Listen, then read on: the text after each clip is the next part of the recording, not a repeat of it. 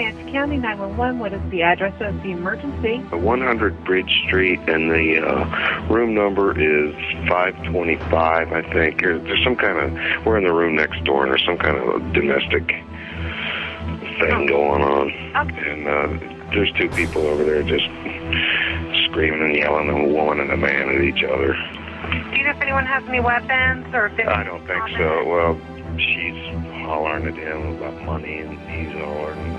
I don't know. Okay, now you said the fight was about your son and calling your son. The hotel guest, apparently in the room next door, said y'all were fighting about money. Yeah, I don't recall any money that was being. Now she did try to grab money, because when I said that I was leaving, she said that I wasn't going anywhere, and I told her I'm leaving, and are you going? Because I'm going. I'm leaving. She grabbed the money off, all the money that was on the bureau, and tried to go out the door with it. And that's when I grabbed her by the shirt and took the money out of her hand, because she was trying to take the money so I couldn't leave. So at 1:52, she sends you a text message that says, "I took pictures." Right. What was she referring to? Well, probably about the scratch on her finger and such. And at that point, she probably was wanting to retaliate against me for leaving her there and trying to get me in some kind of domestic trouble. Here's the picture. Then at Right. 1:53, she texts you and says, "You're evil and scary." Right.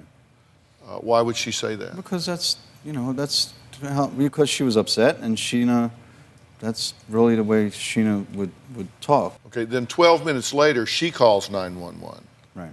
and tells the police she fears that you're going to enter her apartment. Right, because I told her I was going to her apartment to get my clothes because I was done with the relationship. So I told her I was going to go to her apartment and via text, via phone, that I was going to get my clothes and go home. Because I wanted my clothes out of her apartment. I wanted to end the relationship. I was done. Well, let's listen to what she said to 911. 911, what's the emergency? Hi, my name is Sheena.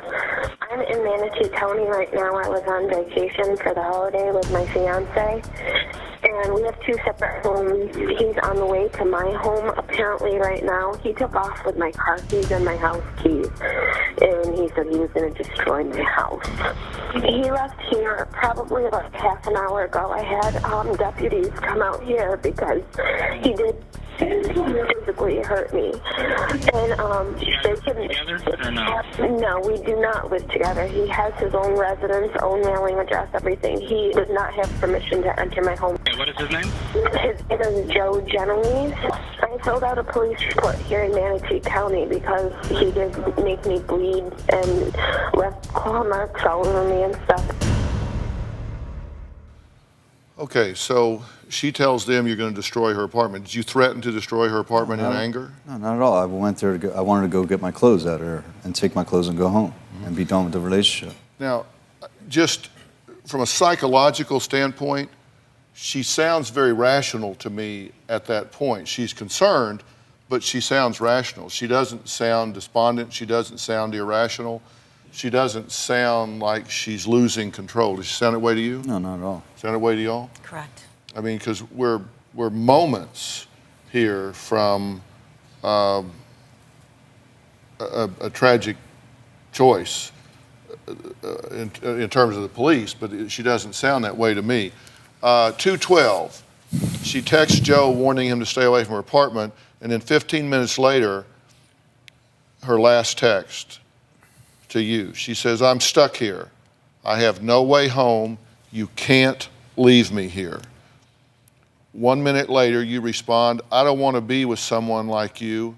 I deserve better." At 2:37, you text, "I'm done, Sheena. I'm not living like this. I'm out of your bubble. You don't have to push me away anymore." Do you have a story or a question for me? Click the link in the description and tell me what in the world is going on.